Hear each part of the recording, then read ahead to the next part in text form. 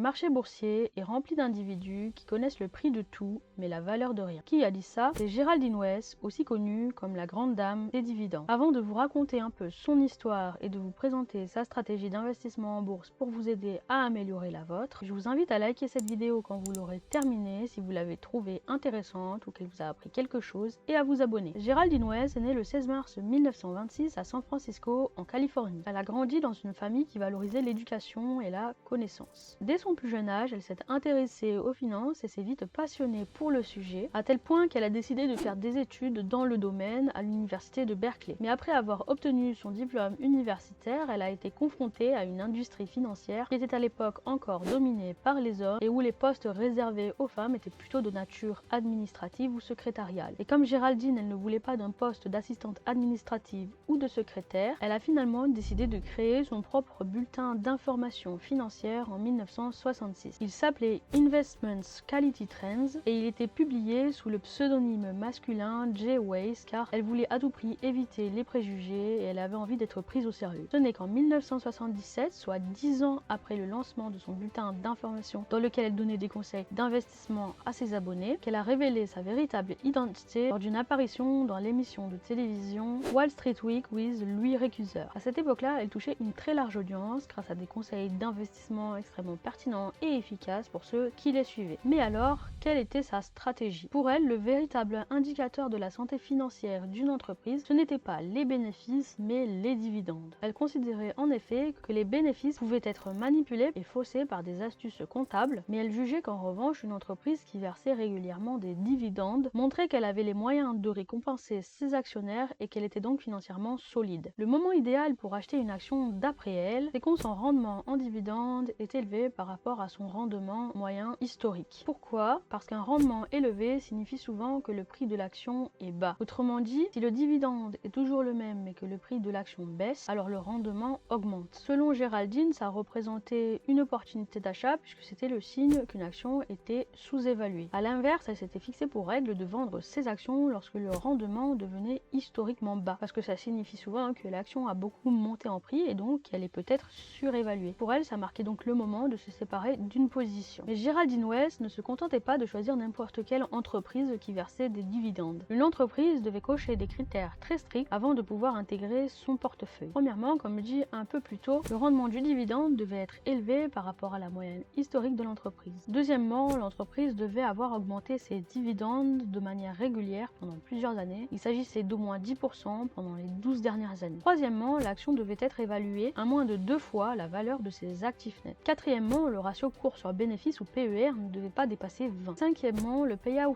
ratio, le ratio de distribution des dividendes, devait être inférieur à 50% des bénéfices. Sixièmement, la dette devait être maîtrisée et ne pas représenter plus de 50% de la capitalisation boursière de l'entreprise. Septièmement, l'entreprise devait être stable financièrement et avoir un historique de versement des dividendes assez long pour être considérée comme une blue chip. Weiss avait enfin pour règle d'avoir un portefeuille relativement concentré tout en étant diversifié. Je m'explique. Elle conseillait de ne détenir qu'entre 10 et 20 actions, toutes rigoureusement sélectionnées de différents secteurs et de différentes zones géographiques. Pourquoi recommandait-elle de ne pas avoir plus de 20 entreprises? Tout simplement pour être capable de les suivre sérieusement et d'analyser leurs résultats trimestriels et annuels. En respectant scrupuleusement ces critères, elle s'assurait de n'investir que dans des entreprises solides, avec un bon historique de performance et capable de résister aux crises. La stratégie de Géraldine lui a permis de réussir à générer un rendement annuel moyen de 11,2% sur une période de 30 ans, contre 9,8% pour le marché global. Alors vous et moi, en tant qu'investisseurs particuliers, quelles leçons on peut retenir, on peut tirer de la stratégie de Geraldine West pour améliorer nos propres stratégies et prendre de meilleures décisions d'investissement? Selon moi, la première leçon qu'on peut retenir, c'est qu'on peut utiliser le rendement du dividende comme un indicateur pour savoir si une action est chère ou pas, en complément d'autres indicateurs ou d'autres méthodes pour évaluer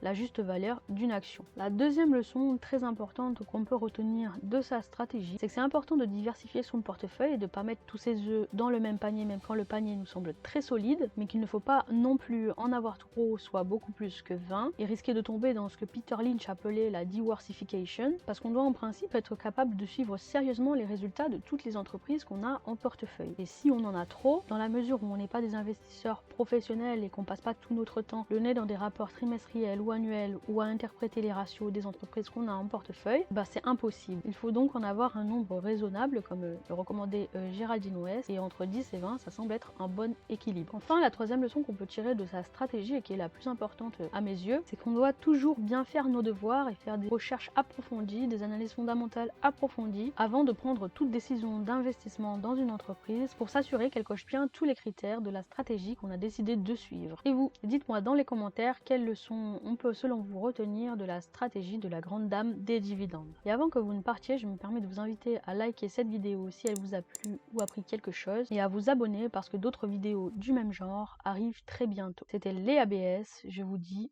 à très vite.